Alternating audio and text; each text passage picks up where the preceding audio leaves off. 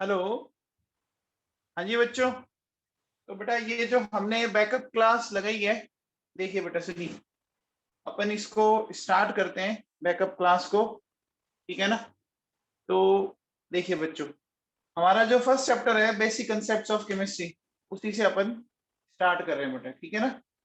हमारा जो पहला चैप्टर है उसी से अपन स्टार्ट कर रहे हैं।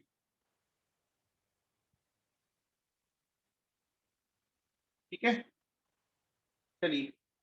तो सबसे पहले अगर अपन बात करें सबसे पहले एटम की।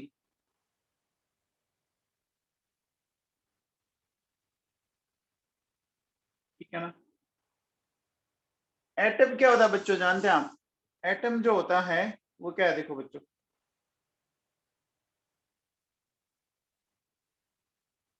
सिंपलेस्ट यूनिट ऑफ सब्सटेंस होती है। ये एटम की सबसे सिंपलेस्ट यूनिट है, सबसे फंडामेंटल यूनिट है क्या? बोलो बच्चों, क्या ये एटम की सबसे सिंपलेस्ट यूनिट है? क्या ये फंडामेंटल यूनिट है क्या? बोलो बच्चों, है ना? अब देखो बच्चों सुनो, कुछ चीजें हैं जो ध्यान दीजिए।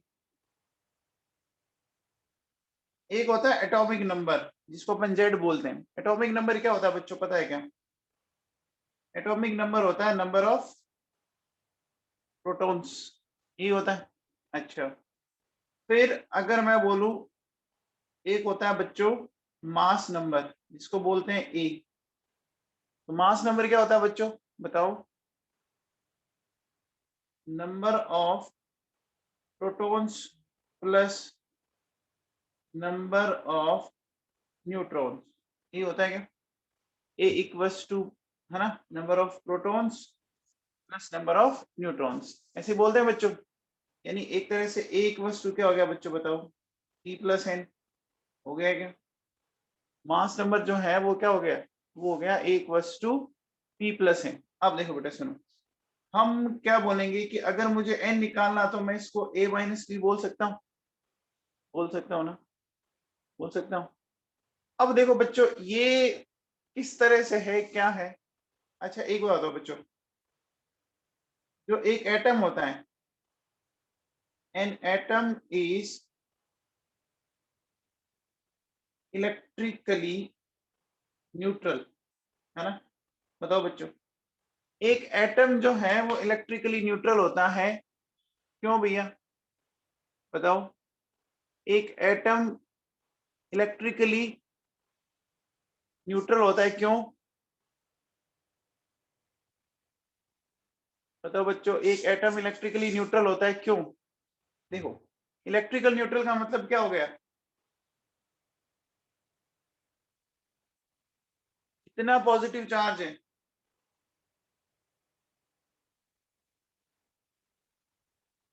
Total positive charge equal to total negative charge, ये मतलब हुआ। ठीक है ना? अब टोटल पॉजिटिव चार्ज किस कारण होता है? पॉजिटिव चार्ज किस कारण होता है बच्चों? इलेक्ट्रॉन्स के कारण। अपन क्या बोल सकते हैं? अपन ऐसा बोल सकते हैं, टोटल प्रोटॉन्स, है ना, और टोटल इलेक्ट्रॉन्स, ये क्या होंगे? इक्वल होंगे। Total protons and total electrons जो होंगे, क्या वो बोलो बच्चों।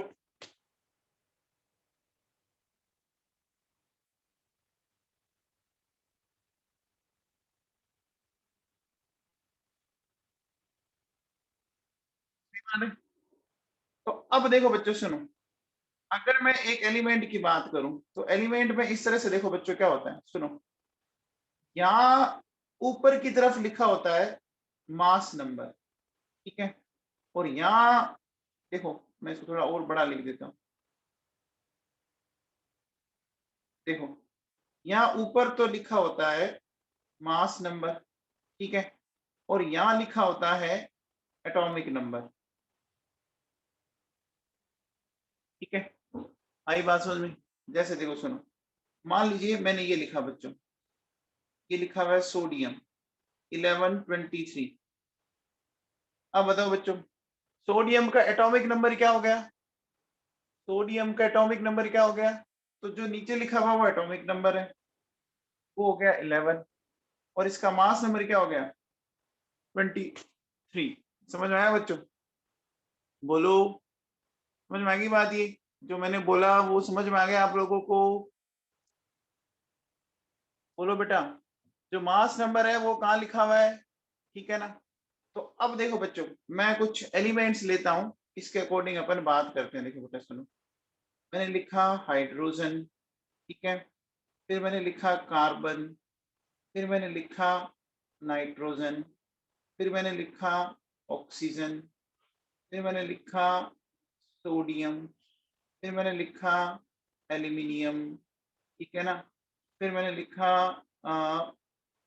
ये ले लेता हूँ बच्चों, कैल्शियम 2040, ठीक है ना।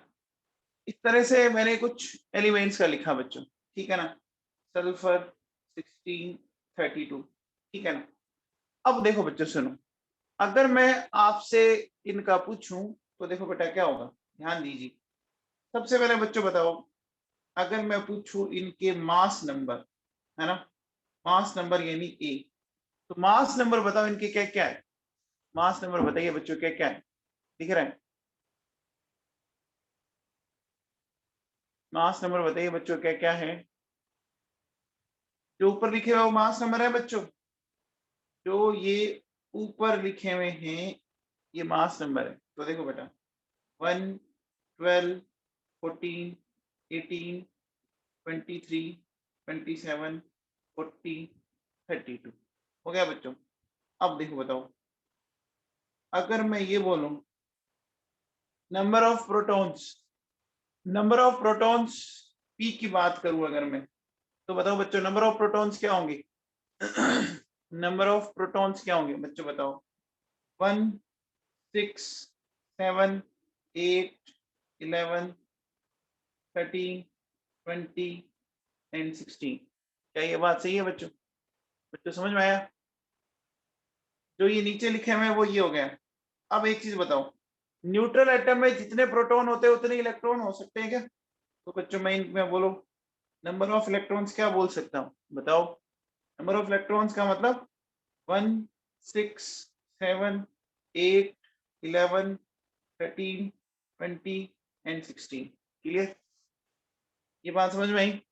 अब देखो बच्चों, अगर मुझे नंबर ऑफ न्यूट्रॉन्स निकालने, तो न्यूट्रॉन कैसे निकालेंगे बच्चों? मास नंबर में से प्रोटॉन के नंबर माइनस कर दीजिए, मास नंबर में से प्रोटॉन के नंबर माइनस कर दीजिए। तो 1 - 1 क्या हो जाएगा? 0। 12 - 6 6, 14 - 7 7, 18 - 8 यानी 10, ये 12, ये 14, ये 20, ये 16। क्या आपको इतना सबको समझ में आया बच्चों? अरे बच्चों इतना समझ में आया है क्या?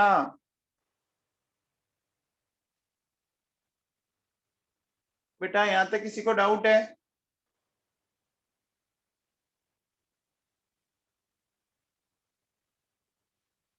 किसी को प्रॉब्लम है तो बोलिए, किसी को डाउट है तो अपना हैंड रेज करो, मैं उसको अनम्यूट करता हूँ। अगर किसी को डाउट है तो हैंड रेज कीजिए, मैं उसको अनम्यूट करता हूँ।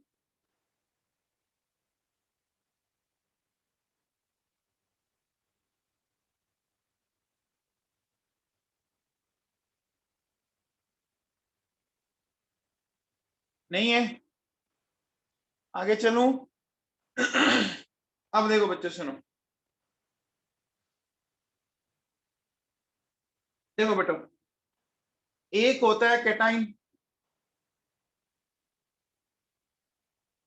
एक होता है एनाइन। होता है बच्चों? होता है। कैटाइन और एनाइन जानते हैं बच्चों, कैटाइन और एनाइन, ठीक है ना। तो कैटाइन किसको बोलते हैं, है ना? कैटाइन किसको बोलते हैं बच्चों? पॉजिटिव चार्ज बियरिंग स्पीसीज, किसको बोलते हैं? एनाइन किसको बोलते हैं? नेगेटिव चार्ज बियरिंग स्पीसीज, किसी को बोलते हैं? कैटाइन पॉजिटिव चार्ज को एंड एनाइन नेगेटिव चार्ज को। ऐसा ही बोलते हैं क्या बच्चों? बोलो बेटा, cation positive charge and A9 negative charge, ठीक है ना। तो अब देखो बच्चों, केटाइन के केस में आपको नंबर ऑफ इलेक्ट्रॉन कैसे निकालोगे? देखो बच्चों, केटाइन कैसे बनता है, ध्यान दीजिए।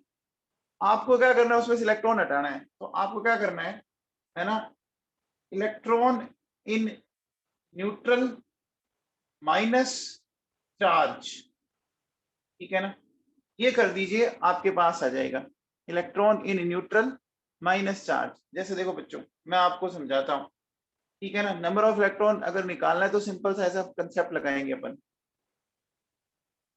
देखो बच्चों, एक बात बताओ, मेरे पास है H प्लस, ठीक है ना, मेरे पास है Na plus, Mg plus 2, Al plus 3, ठीक है ना। हाँ निखिल मामा कर ले बेटा। तो अब देखो बेटा सुनो, सबसे पहले इनमें बताओ, इनमें नंबर ऑफ इलेक्ट्रॉन निकालो। हाइड्रोजन का एटॉमिक नंबर 1 होता है क्या? हाइड्रोजन का एटॉमिक नंबर 1 होता है क्या? तो न्यूट्रल में, न्यूट्रल एटम में भी इलेक्ट्रॉन 1 ही होते क्या? न्यूट्रल एटम में भी इलेक्ट्रॉन 1 ही होते क्या बच्चों, बोलो।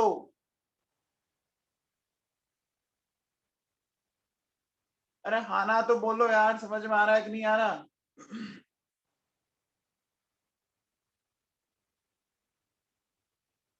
सोडियम न्यूट्रल में कितने इलेक्ट्रॉन होते? सोडियम न्यूट्रल में कितने इलेक्ट्रॉन होते? सोडियम अगर न्यूट्रल होता तो कितने इलेक्ट्रॉन होते? 11। मैग्नीशियम अगर न्यूट्रल होता तो होते 12। एल्यूमिनियम होता तो इसमें होते आपके 13 होते। ऐसे करते। अब मैंने क्या बोला, आपको करना है माइनस चार्ज। तो देखो, माइनस इसका चार्ज 1 है, इसका भी चार्ज 1 है, इसका चार्ज 2 है, इसका चार्ज 3 है। कर दिया। जो ऊपर चार्ज है वो मैंने माइनस कर दिया। चार्ज को सोल्व करने पर देखो 0, 10, 10 और 10 आया समझ में? बोलो बच्चों। अब देखो बच्चों, अगर ये H माइनस होता, अगर ये O माइनस 2 होता, अगर ये N माइनस 3 होता, तो इनमें हमें इलेक्ट्रॉन निकालने बच्चों। तो बताओ बच्चों, H में कितने इलेक्ट्रॉन होते हैं? 1, ठीक है। H में 1 इलेक्ट्रॉन होता है, फिर लगाओ माइनस, -1, तो कितने हो गए बच्चों? 2 हो गई क्या? 2 हो गई क्या बच्चों? -1। ऑक्सीजन में कितने इलेक्ट्रॉन होते हैं न्यूट्रल में बच्चों, बताओ। न्यूट्रल ऑक्सीजन में कितने इलेक्ट्रॉन होते हैं? न्यूट्रल ऑक्सीजन में कितने इलेक्ट्रॉन होते हैं? न्यूट्रल ऑक्सीजन, अरे ऑक्सीजन का एटॉमिक नंबर क्या है बच्चों? चेक करो, ऑक्सीजन का एटॉमिक नंबर देखो क्या है, 8 है ना। तो अब आपको O-2 में निकालना है, तो -2, 10 हो गया? हो गया क्या? ये 7 माइनस -3 कितना हो गया? 10 हो गया। हो गया क्या? अरे बच्चों समझ में आया क्या नवाबों? अरे समझ में आया क्या? माइनस माइनस प्लस हो जाएगा, माइनस माइनस प्लस हो जाएगा बच्चों, समझ में आया क्या? कुणाल मोदी समझ में आया तेरे को?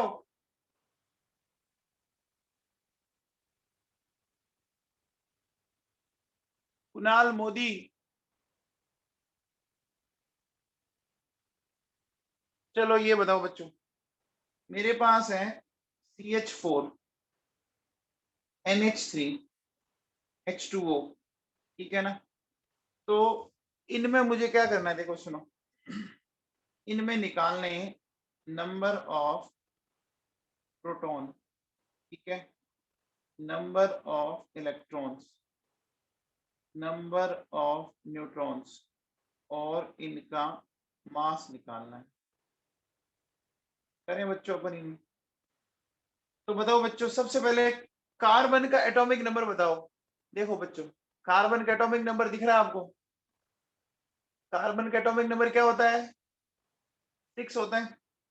तो कार्बन का अगर एटॉमिक नंबर 6 है, कार्बन का अगर एटॉमिक नंबर 6 है तो प्रोटॉन 6 हो गए क्या कार्बन में? कार्बन में प्रोटॉन 6 हो गए। जो एटॉमिक नंबर होता है वही तो प्रोटॉन होते हैं, वही तो प्रोटॉन होते हैं। हाइड्रोजन का एटॉमिक नंबर क्या है बच्चों? हाइड्रोजन का एटॉमिक नंबर क्या है बताओ? हाइड्रोजन का एटॉमिक नंबर बता दो यार। 1 होता है ना, हाइड्रोजन का एटॉमिक नंबर 1 होता है। तो 4 हाइड्रोजन है, तो क्या करूं बच्चों? 1 इंटू 4 कर दूं क्या? 1 इंटू 4 कर दूं, तो नंबर ऑफ प्रोटॉन टोटल 10 हो गए क्या? नंबर ऑफ प्रोटॉन 10 हो गए, कार्बन के 6 और 4 हाइड्रोजन के 10 हो गए। अब देखो बच्चों, CH4 पे कोई भी चार्ज नहीं है, CH4 पर कोई भी चार्ज नहीं है, तो जितने प्रोटॉन है क्या उतने इलेक्ट्रॉन्स होंगे? जितने प्रोटॉन्स है क्या उतने इलेक्ट्रॉन्स होंगे? होंगे बच्चों, होंगे क्या? अच्छा अब बताओ, हमें न्यूट्रॉन निकालने हैं। तो बताओ बच्चों, कार्बन में कितने न्यूट्रॉन है? कार्बन में न्यूट्रॉन कितने दिख रहे हैं? 6। और हाइड्रोजन में न्यूट्रॉन कितने दिख रहे हैं? हाइड्रोजन में बताओ, हाइड्रोजन में कितने न्यूट्रॉन दिख रहे हैं? 0। तो देखो बेटा क्या करोगे, 6 है ना इंटू 1 और 0 इंटू 4, यानी कितने आए? 6 ही आए ना, 6 ही आए बच्चों। अब बताओ मास निकालना है, तो कार्बन का मास कितना है? 12। हाइड्रोजन का मास कितना है? 1। तो क्या हो जाएगा बच्चों बताओ? 12 plus 1 into 4, it will be 16। क्या समझ में आया बच्चों कुछ? अरे बेटा समझ में आया क्या? चलो, अगर ये समझ में आया तो फिर अगला बताओ। बताओ NH3 एंड H2O। NH3 में प्रोटॉन बताओ चलो। नाइट्रोजन में प्रोटॉन कितने होते हैं चेक करो। नाइट्रोजन में कितने प्रोटॉन है? 7। तो यहां लिखो बच्चों 7। हाइड्रोजन में 1 इंटू 3, ये 10 हो गई। जब कोई न्यूट्रल होता है तो जितने प्रोटॉन होते हैं उतने के उतने इलेक्ट्रॉन लगा दो, बिंदास, कोई टेंशन नहीं है। ठीक है, न्यूट्रॉन बताओ बच्चों अमोनिया के अंदर, NH3 के अंदर न्यूट्रॉन बताओ कितने? 7 ही है ना। देखो बच्चों ये नाइट्रोजन दिख रहा है, न्यूट्रॉन इसमें 7 ही है, न्यूट्रॉन इसमें 7 ही है। तो क्या हो गया बच्चों बताओ? न्यूट्रॉन 7 ही हो गए, 7 इंटू 1 और क्या हो गया? 0 इंटू 3। अच्छा मास नंबर बताइए बच्चों। मास नंबर बताइए। देखो नाइट्रोजन का 14, हाइड्रोजन का 1 इंटू 3, कितना हो गया? 17 हो गया। हो गया बच्चों। बोलो समझ में आया? बोलो समझ में आया बच्चों? चलो अब देखो, आप वाटर का निकालो बच्चों। वाटर में कितने प्रोटॉन होंगे? ऑक्सीजन के 8 और 1 इंटू 2, ये हो गए 10। न्यूट्रल है तो जितने प्रोटॉन उतने इलेक्ट्रॉन। ठीक है ना। न्यूट्रॉन कितने हो जाएंगे वाटर में बताओ? वाटर में न्यूट्रॉन कितने हो जाएंगे? 8 ही होंगे ना। हाइड्रोजन में कोई न्यूट्रॉन नहीं होता, हाइड्रोजन में कोई न्यूट्रॉन नहीं होता। चलो वाटर का मास बताओ। 1 इंटू 2 प्लस ऑक्सीजन का होता है 16, कितना हो गया आपका? 18 हो गया। यहां तक किसी को कोई दिक्कत है क्या? यहां तक किसी को कोई दिक्कत है क्या बच्चों? यहां तक किसी को कोई प्रॉब्लम है क्या?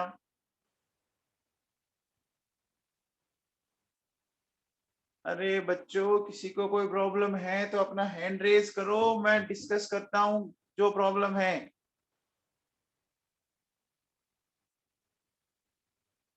नहीं है? नहीं है तो एक काम करो बच्चों फिर, देखो सुनो, मेरे पास एक तो है calcium carbonate, magnesium carbonate, H2SO4 and glucose.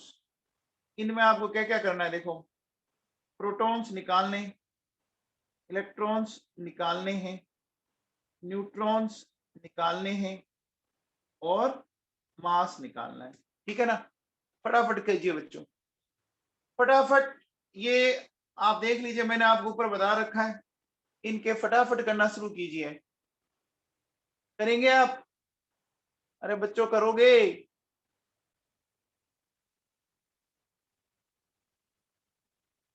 अरे बच्चों करोगे क्या? जल्दी से करो इनको।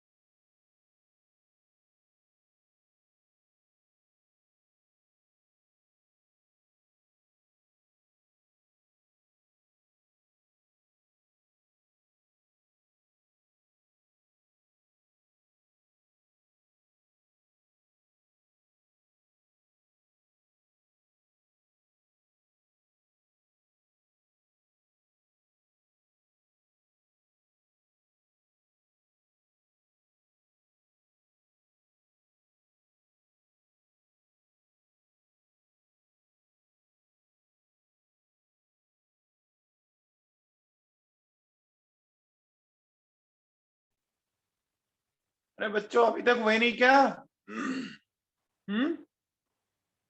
हाँ जी बेटा।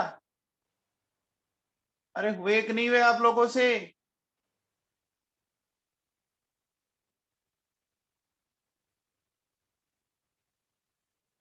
चलो सबसे पहले बताओ बच्चों, कैल्शियम कार्बोनेट में प्रोटॉन बताओ। कैल्शियम कार्बोनेट में प्रोटॉन बताओ। Very good. कैल्शियम कार्बोनेट में देखो बच्चों, कैल्शियम के 20, कार्बन के 6, ऑक्सीजन के 8 × 3, तो कितने आ गए बोलो बच्चों? आ गए आपके कैल्शियम कार्बोनेट में प्रोटॉन। कैल्शियम का 20 बोलो, 50 आ गए। न्यूट्रल है तो उतने ही होंगे।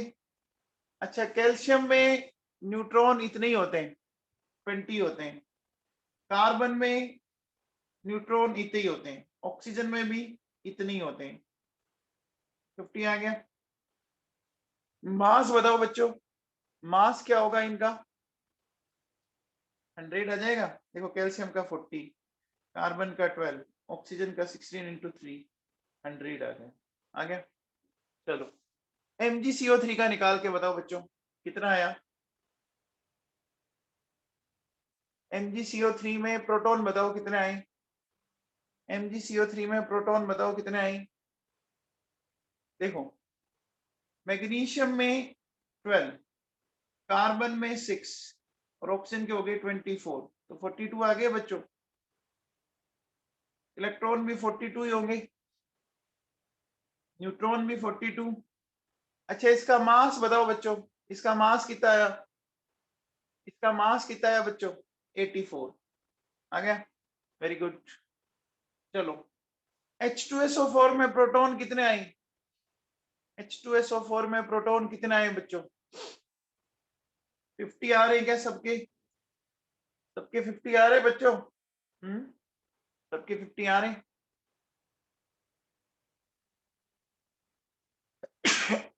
आ रहे बच्चों? सबके 50 आ रहे हैं क्या? इलेक्ट्रॉन उतने होंगे फिर। न्यूट्रॉन बताओ, न्यूट्रॉन कितने होंगे बच्चों बताओ? न्यूट्रॉन कितने होंगे? देखो हाइड्रोजन में कोई न्यूट्रॉन नहीं होता, तो 48 हो जाएंगे ना। हाइड्रोजन में कोई न्यूट्रॉन नहीं होता, समझ में आ गया? अरे बच्चों समझ में आया क्या? इसका मास कितना आ रहा है?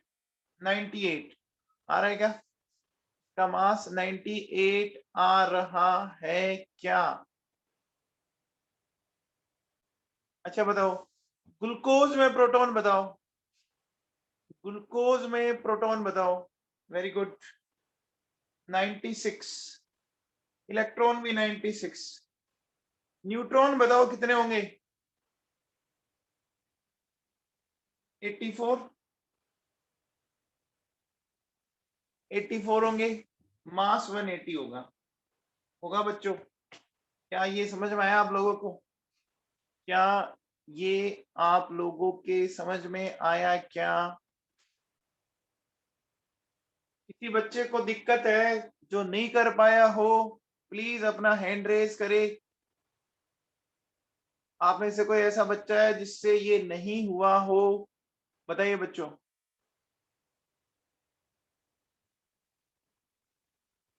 अरे कोई ऐसा बच्चा है क्या?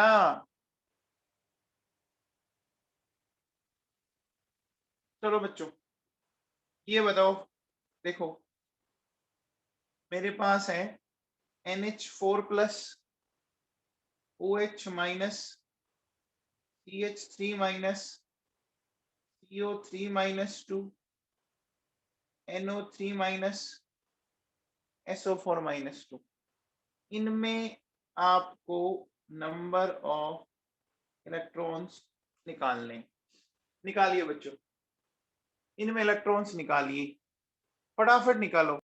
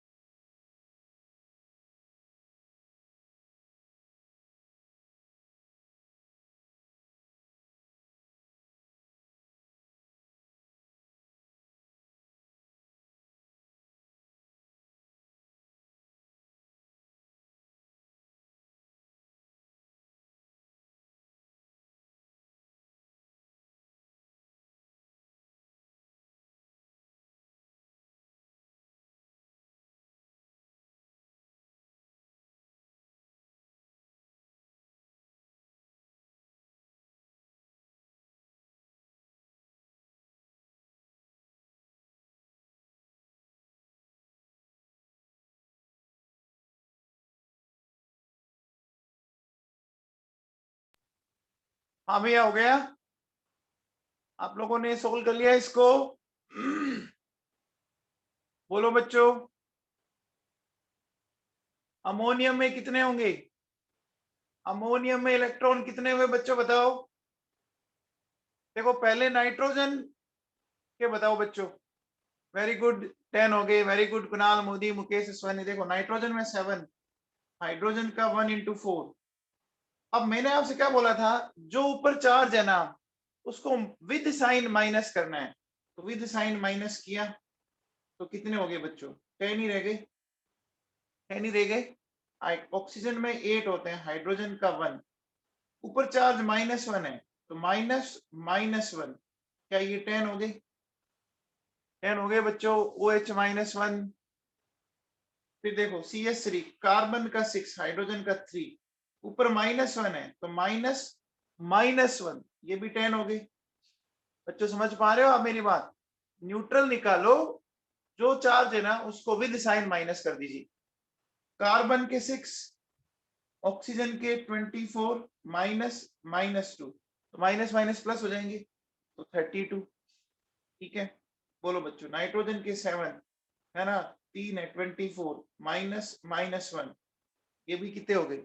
32 हो गई। सल्फेट में देखो बच्चों, आपके सल्फेट की अगर बात करें तो 16, ऑक्सीजन के बोलो बच्चों कितने? ऑक्सीजन के हो गए आपके 32 -2, तो कितने आ गए? 50 आ गई क्या? बोलो बच्चों 50 आ गई क्या?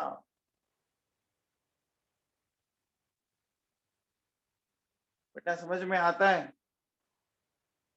बेटा समझ में आया क्या?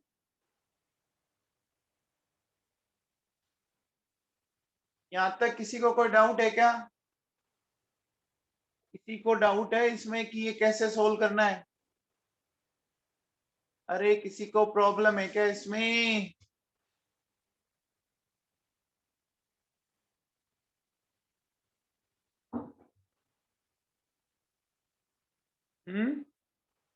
है किसी को प्रॉब्लम?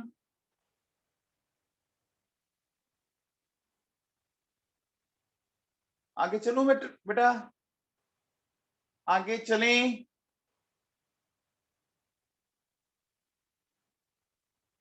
चलो बच्चों आगे देखो बेटा, सुनो। अब अपन बात करते हैं बच्चों मोल। ठीक है ना? ठीक है ना?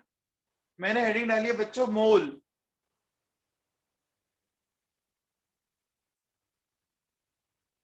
ये मोल क्या होता है जानते हो बच्चों?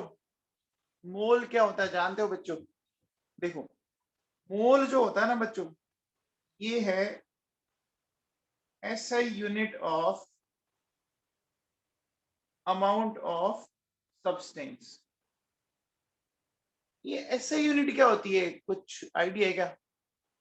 ये SI यूनिट क्या होती है जानते हो क्या? ऐसी यूनिट जो थ्रू आउट वर्ल्ड में हर जगह चलती हो, समझ रहे हो? थ्रू आउट वर्ल्ड में हर जगह चलती हो, उसको अपन क्या बोलते हैं? उसको SI यूनिट बोलते हैं। इंटरनेशनली एक्सेप्टेड हो, इंटरनेशनली आप कहीं भी चले जाओ वो यूनिट हर जगह चलेगी, ऐसा इस यूनिट के बारे में बोला जाता है। ठीक है ना? समझ में आ गया? वर्ल्ड के किसी भी कोने में चली जाइए। अब देखो बच्चों सुनो, अब ये क्या है? अमाउंट समझते हैं बच्चों? जैसे आप मार्केट गए कि साहब 2 kg आप मुझे शुगर दे दीजिए, ये अमाउंट है। 2 लीटर दूध दे दीजिए, ये भी अमाउंट है। 2 लीटर घी दे दीजिए, ये भी अमाउंट है तो अमाउंट ही ना। तो मोल भी एक अमाउंट है। अब देखो बच्चों सुनो, आप एक बार बताओ बच्चों, देखो हम लिखते हैं ग्राम मोल, है ना? ग्राम मोल का मतलब क्या होता है कि when mass of substance is taken in gram unit, then it is known as gram mole। ठीक है बच्चों, हमने क्या लिखा? when mass of substance is taken in gram unit then it is known as gram mole। आप बताओ बच्चों, आपने मीथेन का मास कितना निकाला? दिख रहा है बच्चों? मीथेन का मास कितना निकाला है?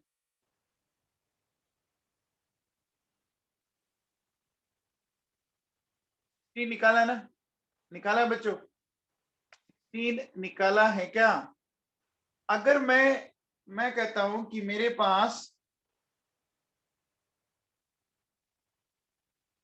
1 ग्राम मोल मीथेन है, इसका मतलब मैं सिंपली क्या करूंगा कि मेरे पास 16 ग्राम मीथेन है। समझ में आ गया? यानी जो मैं मास निकाल रहा हूं, अगर मैं इसकी यूनिट ग्राम लगा दूं तो वो ग्राम मोल बन गया। Is it clear to all of you बच्चों? समझ में आया? अगर मैं आपसे ये बोलूं कि 1 ग्राम मोल अमोनिया बताओ, 1 ग्राम मोल अमोनिया बताओ कितना मास होगा? अमोनिया का भी आपने निकाला, देखो ऊपर आपने कितना निकाला है, 17 ना। तो मैं क्या कह सकता हूं कि मेरे पास अगर 17 ग्राम अमोनिया है ना, तो वो 1 ग्राम मोल है। अच्छा बताओ, 1 ग्राम मोल वाटर, 1 ग्राम मोल वाटर बताओ बच्चों, 1 ग्राम मोल वाटर यानी कितना लूंगा मैं? 18 ग्राम वाटर लूंगा। क्या ये बात समझ में आ गई? क्या ये बात आपको समझ में आ गई बच्चों? ये बात आपके समझ में आ गई? अब मुझे एक बात बताओ बच्चों, अगर मैं आपसे बोलूं, अगर मैं आपसे बोलूं एक सिंपल सा क्वेश्चन कि मेरे पास 64 ग्राम मीथेन है, ठीक है ना? 64 ग्राम मीथेन है, तो इसमें ग्राम मोल कितने हैं ये बताना है आपको, ठीक है ना? कि ग्राम मोल बताने हैं। बताओ बच्चों कितने हो जाएंगे? देखो बच्चों, आप ये बताओ बच्चों, 16 ग्राम मीथेन का मतलब 1 ग्राम मोल है क्या? 3 ग्राम मीथेन का मतलब 1 मोल है क्या? यहां से समझो। तो बताओ बच्चों, 1 ग्राम मीथेन का मतलब क्या हो गया? 1/16 ग्राम मोल। तो 64 ग्राम से कितना हो जाएगा? ये हो गया क्या बच्चों? अरे हो गया क्या? 16 से 1 है, 32 से 2 हो जाएंगे, 48 से 3 हो जाएंगे, तो 64 से 4 ग्राम मोल हो गए क्या? 4 ग्राम मोल हो गए क्या?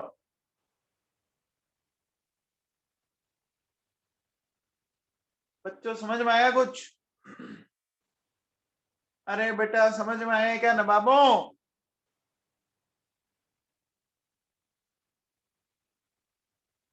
तो देखो बच्चों सुनो, आपको अगर ग्राम मोल निकालने हैं, ठीक है ना, तो क्या करोगी? गिवन मास, है ना, डिवाइडेड बाय मोलर मास, ठीक है? ग्राम मोल निकालने के लिए आपको क्या करना है, जो मास गिवन है ना, उसका जो आपने मास फॉर्मूले के अकॉर्डिंग निकाला ना, उसको डिवाइड कर दो। आप हमेशा याद रखो, जब भी मोल निकालना है ना, आपको डिवाइड करना पड़ेगा, डिवीजन करना पड़ेगा, आपको एमडी करनी पड़ेगी। ऐसे याद रखिए, मोल निकालने के लिए आपको हमेशा एमडी करनी पड़ेगी। जैसे अगर मैं आपसे सिंपल सा क्वेश्चन पूछूं, बताओ 85 ग्राम अमोनिया है, ठीक है ना, तो इसके ग्राम मोल बताओ। 85 ग्राम अमोनिया के ग्राम मोल बताओ। सारे बच्चे बताओ, 85 ग्राम अमोनिया के ग्राम मोल बताओ, कैसे निकालोगे? आपको मास कितना गिवन है? 85, ठीक है, और अमोनिया का मास कितना आया था? 17, तो 5 आ गए ना। अरे बच्चों समझ में आ गया?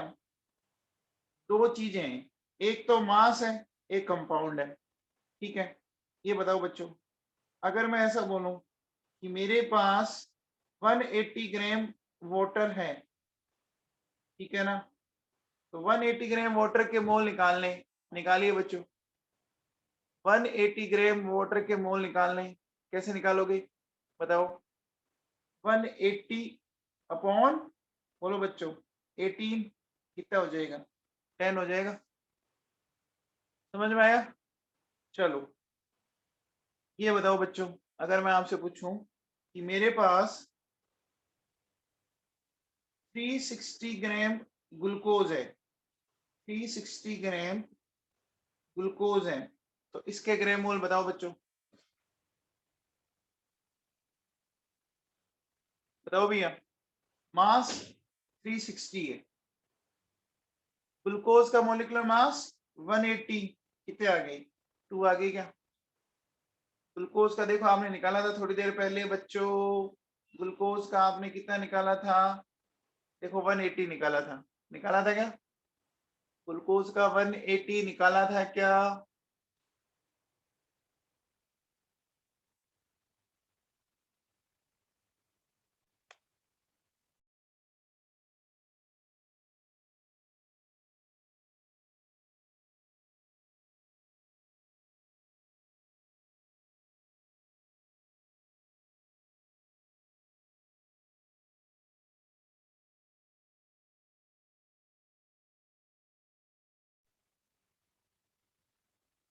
हाँ भैया, चलिए ये बताइए मुझे,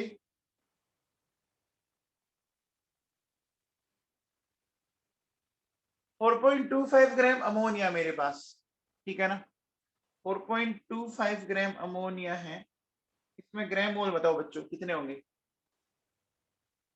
4.25 ग्राम अमोनिया, इसमें ग्राम मोल बताओ बच्चों।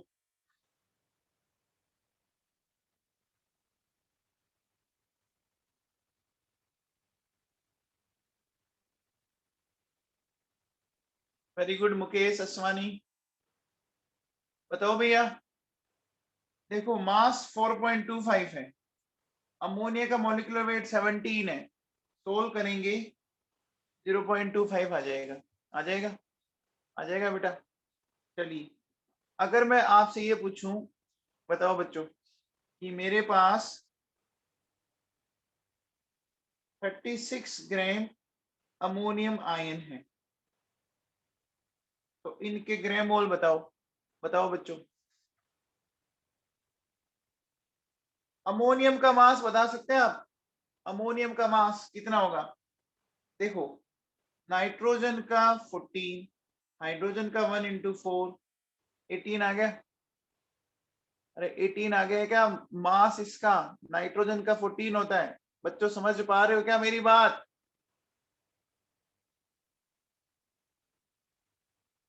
बेटा समझ आ रही है क्या मेरी बात जो मैं आपसे पूछ रहा हूं?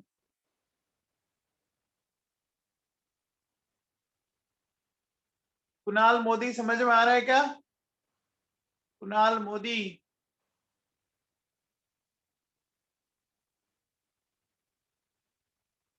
तो इसको डिवाइड कर दो, कितना आ जाएगा? 2 आ जाएगा बच्चों, ठीक है। अब बताओ बच्चों, अगर मैं ऐसा बोलूं कि मेरे पास 600 ग्राम कार्बोनेट आयन है, ठीक है ना, तो इसके ग्राम मोल बताओ। तो ये लिखा 600 ग्राम, अब इसके फॉर्मूले का मास निकालना है, तो कार्बोनेट के फॉर्मूले का मास बताओ कितना आएगा? कार्बोनेट के फॉर्मूले का मास कितना आएगा बच्चों बताओ? कार्बन का 12, ऑक्सीजन का 16 इंटू 3, 60 आ गया क्या?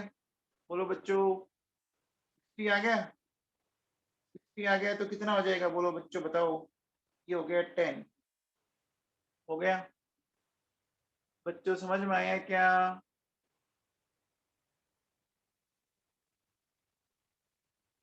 ये बताइए बच्चों, 51 ग्राम हाइड्रोक्साइड आयन है, ठीक है, इसका बताओ बच्चों ग्राम मोल क्या होंगे? 51 ग्राम हाइड्रोक्साइड आयन, इसके ग्राम मोल बताइए।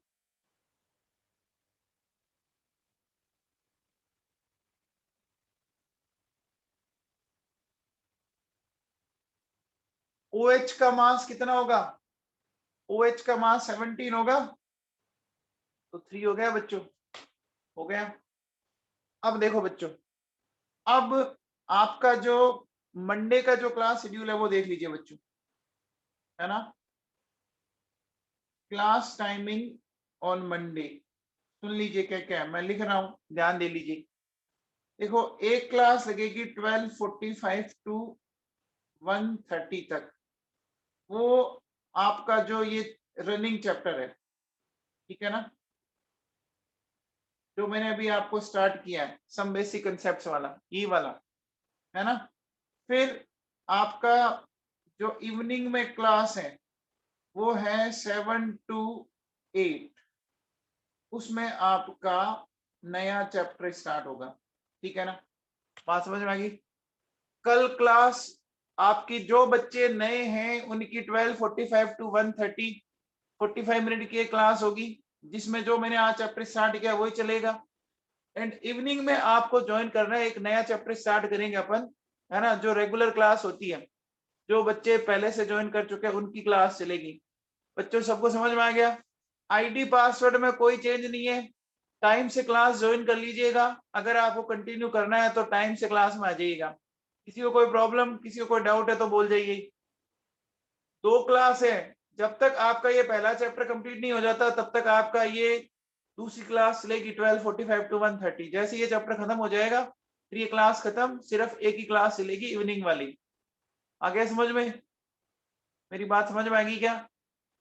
किसी को डाउट तो नहीं है टाइमिंग को लेकर? किसी को कोई डाउट तो नहीं है टाइमिंग को लेकर?